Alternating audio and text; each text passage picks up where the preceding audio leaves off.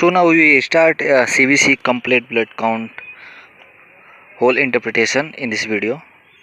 और इस वीडियो के अंदर हम सारी चीज़ें जानेंगे सीबीसी के बारे में कि क्या होता है सीबीसी, इसके पैरामीटर्स क्या होते हैं, कंपोनेंट्स क्या होते हैं, कितने तरह के होते हैं, उनके नॉर्मल रेंजेस, उनके काम, इन सारे चीज़ों के बारे में हम जानने वाले हैं। तो ये 2 से 3 पार्ट्स में इस वीडियो आने वाली है, तो आप लोग पूरा देखना और चैनल को ज़रूर सब्सक्राइब कर देना।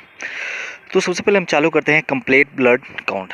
ये क्या होता है? तो दोस्तों ये complete blood count CBC is a important and radially available investigation that focus on red blood cells, white blood cells and platelet and their various parameters. It can help to serve as a screening test for many disorder and as a prognosis or follow up tools।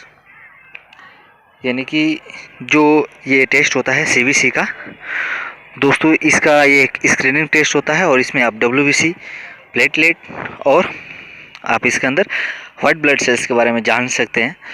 और कुछ तरह के इसमें जो screening disorder जो होता है या किसी पैरासाइट के बारे में जानना हो, तो ये सारी चीज़ें इस सीबीसी के माध्यम से आप पता कर सकते हो। किसी तरह की इन्फेक्शन हुआ है, इन्फ्लेमेशन हुआ है, ये सारी चीज़ें, ये सीबीसी का एक ऐसा टेस्ट है जिसके माध्यम से आप सारी चीज़ें जान सकते हो।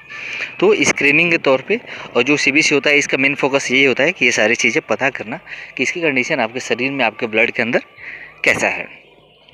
उसके बाद से जहाँ तक हम देखते हैं दोस्तों, जो इसके कंपोनेंट्स होते हैं तो इसमें पाया जाता है कि WBC, RBC, haemoglobin, HCT, MCV, MCH, MCHC and RDW, platelet, neutrophil, lymphocytes, monocyte, basophils, immature granules and reticulocyte. तो टोटल यहाँ पे इतने सारे पैरामीटर्स होते हैं सीबीसी के अंदर जिसकी रिपोर्टिंग किया जाता है और जो कि काफ़ी ज़्यादा इम्पोर्टेंट होता है हमारे शरीर के लिए। इस एक एक पैरामीटर्स के थ्रू हम जान सकते हैं कि हमको कौन से टाइप्स के, अगर एनीमिया है या इन्फ्लेमेशन है, इन्फेक्शन अगर हुआ है या एक्चुअली हमें कौन सा डिसऑर्डर हो रहा है, तो ये सारे चीज़ें सब इस एक सीबीसी के टेस्ट से के माध्यम से इन सारे पैरामीटर्स के थ्रू हम जानने की पूरी कोशिश करते हैं।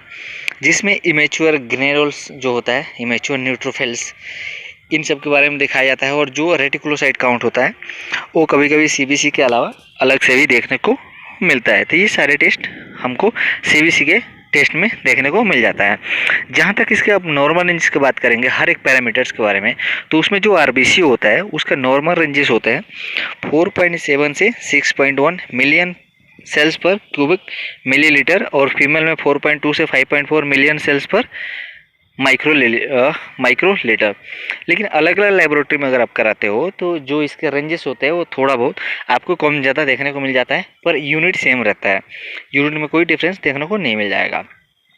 जहाँ तक इसके जो लो होने के रीजन होते हैं, बहुत सारे रिपोर्ट में आप देखते हो कि आरबीसी का जो रेंज होता है वो लो हो जाता है। उसके रीजन क्या होते हैं? तो बेसिकली आप देखोगे पेशेंट के अगर एनीमिया हुआ है, किसी भी टाइप की एनीमिया हुआ है तो उसमें कम हो जाता है, या एक्यूट या क्रोनिक अगर ब्लीडिंग हो रहा है, या आरबीसी डिस्ट्रक्शन जिसमें अगर हेमोलाइटिक एनीमिया किसी व्यक्ति को अगर हुआ है तो उसमें उसकी आरबीसी का जो रेंज होगा वो कम हो जाएगा।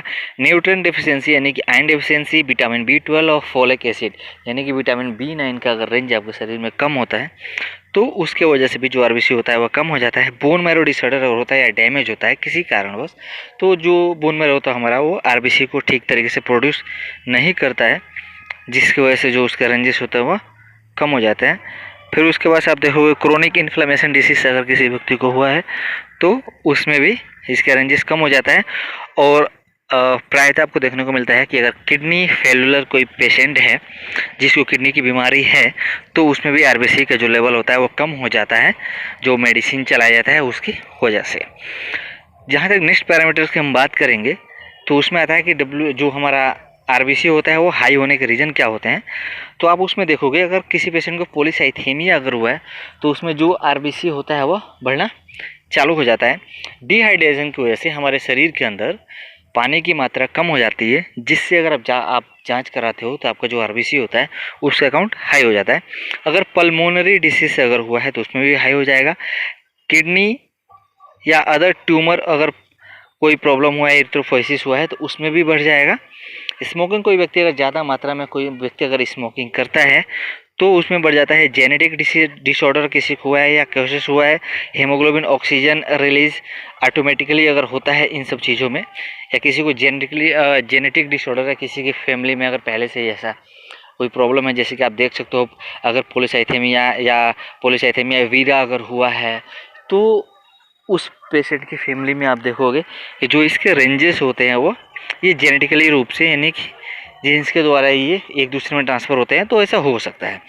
जहाँ तक हीमोग्लोबिन की बात करेंगे दोस्तों, haemoglobin is the protein molecular that carry oxygen in the red blood cells. जो हीमोग्लोबिन होता है वह एक तरह का प्रोटीन मोलिकुल्स होता है और वह हमारे आरबीसी में ऑक्सीजन को आउट अंदर और बाहर करने का काम करता है। जो इसके नॉर्मल रेंजेस होते हैं वो 13.0 से 18.0 ग्राम पर डेसीलीटर मेल्स में, और वहीं पे फीमेल के लिए आप देखोगे तो 11.5 से 16.5 ग्राम पर डेसीलीटर तक होता है। उसके बाद we can have NHB in NRBC, we can have NHB in DRBC and we can have DHB in DRBC। Thus the other indicate MCH and MCHC come into play। तो दोस्तों इसका मतलब क्या होता है कि नेक्स्ट वीडियो में आपको विस्तार से बताने वाला हूँ कि जो NRBC, DRBC और DRBC का मतलब होता क्या है। MCH MCHC के बारे में भी नेक्स्ट वीडियो में विस्तार से हम जानेंगे। तब तक वीडियो का वेट कीजिए और इस वीडियो को लाइक करके दोस्तों के साथ शेयर जरूर कर देना।